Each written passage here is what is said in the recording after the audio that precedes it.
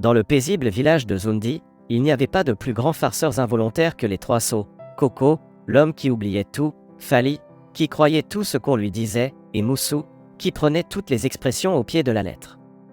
Un jour, la chef du village les chargea d'une mission simple, traverser la forêt pour aller chercher les précieuses mangues soleil qui poussaient de l'autre côté de la grande rivière.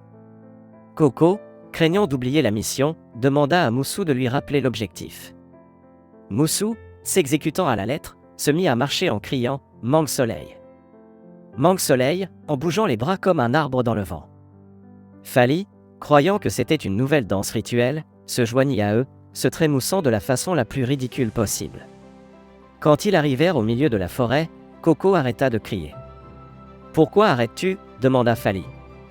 Koko répondit « Je ne sais pas. J'ai oublié pourquoi on criait. » « Et toi, Fali » Fali dit « Moi, je danse parce que tu cries. » Ils avaient déjà oublié le but de leur voyage, ils parvinrent finalement à la rivière. L'eau était agitée. Koko, se souvenant de la chef, dit « La chef a dit que la rivière parle aux sots. Attendons qu'elle nous donne un conseil. » Fali s'assit immédiatement, bien sûr. Il faut écouter la rivière. Moussou, cependant, se pencha et mit son oreille au niveau de l'eau. Il se redressa en colère, la rivière ne parle pas. Elle murmure. Koko et Fali étaient horrifiés. Qu'a-t-elle dit demandèrent-ils. Moussou répondit, vexé, elle a dit glou glou glou. Ce n'est pas une conversation.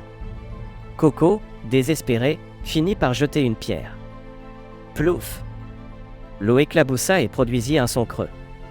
Fali se leva, tremblant, avez-vous entendu? La rivière a dit, quel sot a jeté cette pierre?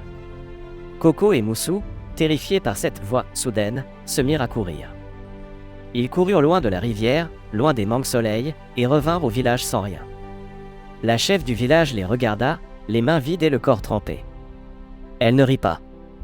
Elle dit simplement, mes amis, la sagesse n'est pas dans l'oubli, ni dans la crédulité, ni dans la lettre morte. La rivière ne vous a pas parlé. Elle vous a donné un son. Et vous, vous lui avez donné une histoire. La leçon est simple, quand le corps est prêt à agir, la tête n'a pas besoin de chercher de la magie. Si vous aviez traversé l'eau, vous auriez les mangues. Maintenant, vous n'avez que la peur et un conte ridicule. Et Koko, Fali et Moussou, qui avaient enfin compris que l'intelligence sert surtout à agir, durent repartir le lendemain, cette fois-ci sans attendre que la rivière leur donne un avis.